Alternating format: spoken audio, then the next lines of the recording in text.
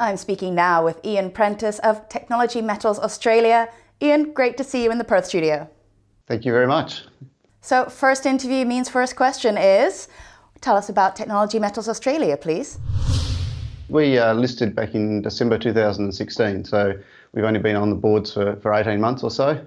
We listed on the vanadium assets that we've been working on through that period of time, so the Gabanintha Vanadium Project up in Western Australia, nice and close to Perth, a great location to be in. And we started exploring on that pretty well straight away after listing. February of 2017, our first drilling program.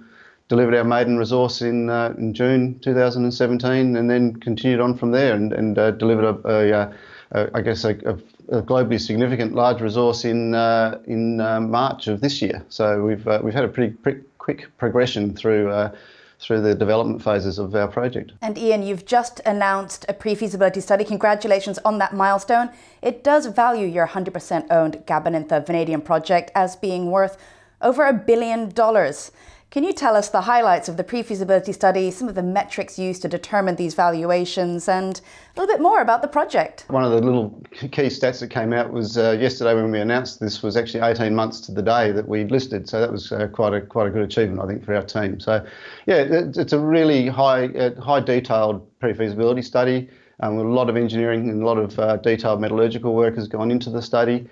And it's delivered a very technically strong, financially robust project. We're very, very excited about where it's taking us to.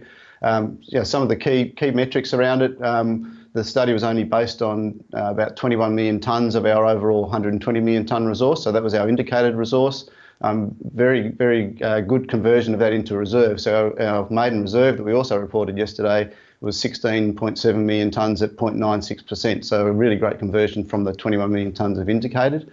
And that puts us right up there globally, comparative, looking at some of the other our peer companies around the world as tonnage and grade in a reserve. It's a really good outcome.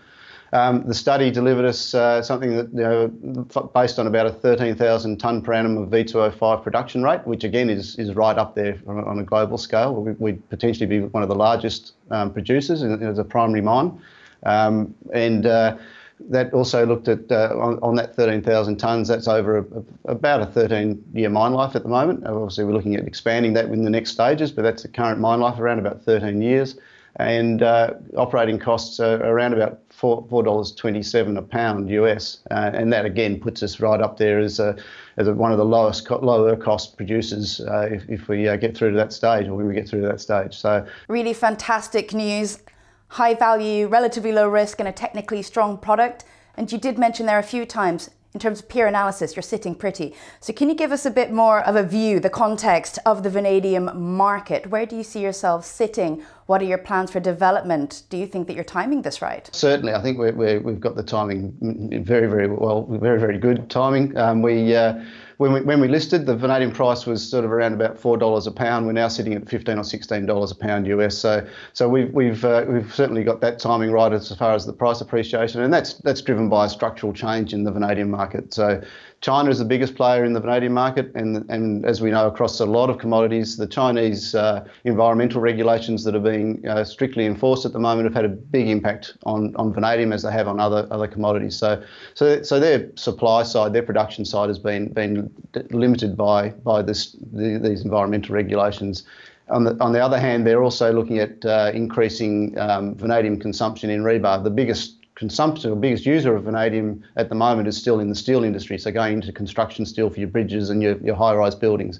The Chinese, as of 1st of November this year, the regulations will be for them to use a much larger amount of vanadium in their steel, in their rebar. So on one hand, they're reducing their production and reducing the capacity to increase their production. On the other hand, they're increasing their demand. So it's a perfect storm for us. We've got a situation where you're looking at a deficit going forward. There's a real demand for new producers to come online, and I guess that's where we obviously see ourselves coming along the turnpike. Importantly, the test work we've done to date has delivered us a really high purity of vanadium product. So our V2O5 that we've got from our lab scale test work is over 99% pure vanadium pentoxide. So importantly for the marketplace, 98% is the benchmark. Getting something into the plus 99%, and hopefully we'll get towards 99.5%, is going to enable us to talk to some of the real niche producers or end users, so the chemical industry, the battery industry, potential there to obviously to attract some off-takes in those areas, but also potential to get a premium for our product. So that's really important for us. And in that quest to become a producer ASAP, can you tell us about your plans for your definitive feasibility study? Now that the pre-feas is in, what are the next steps? Are you funded for your definitive feasibility study activities? And what's going on with those offtake discussions? We see a lot of upside in our project. So only basing the pre-feasibility on 21 million tonnes out of the 120. So the very first step is to do more drilling to convert more of our inferred resource to indicated, that we can then use that into our definitive feasibility study. So we'll be drilling in July, starting the drilling on expanding and our resource and our indicated component of the resource, and also doing collecting more sample for metallurgical test work, more sample for doing helping with the mine design work. We see a lot of upside in our pit design. There's a real opportunity to dramatically decrease our strip ratio, which will further decrease our costs. So we see a lot of upside in both the life of the mine, the amount of material we can mine over that period of time, but also getting our costs lower. So the real, I guess the DFS formally will kick off in July or early August, but we're already starting on the discussions around, I guess, moving from pre-feas to definitive feasibility study. Drilling, as I said, July. Ongoing metallurgical test work. We've already started the metallurgical test work that we need for the DFS, so that's underway. A real focus on getting final product to send to potential end users.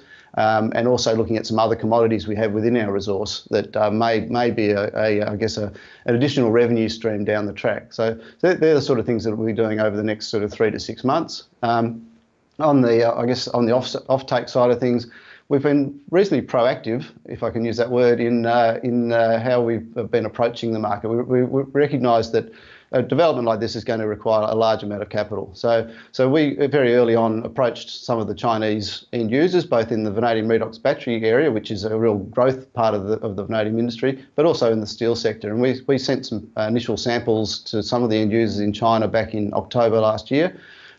April, we went up to China as the TMT team and visited some of those potential end users. Attended a conference in Wuhan, which was all about vanadium, to get a really good understanding of what is actually happening in the vanadium industry in China.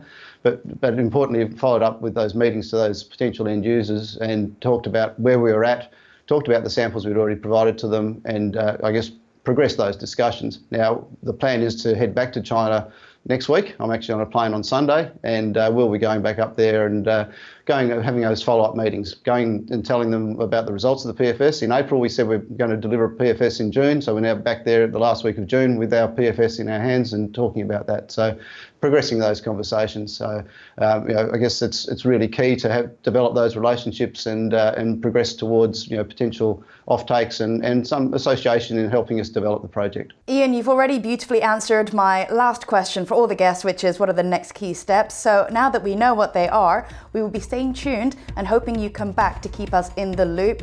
Congratulations on all the accomplishments so far, and good luck in China next week. Thank you very much.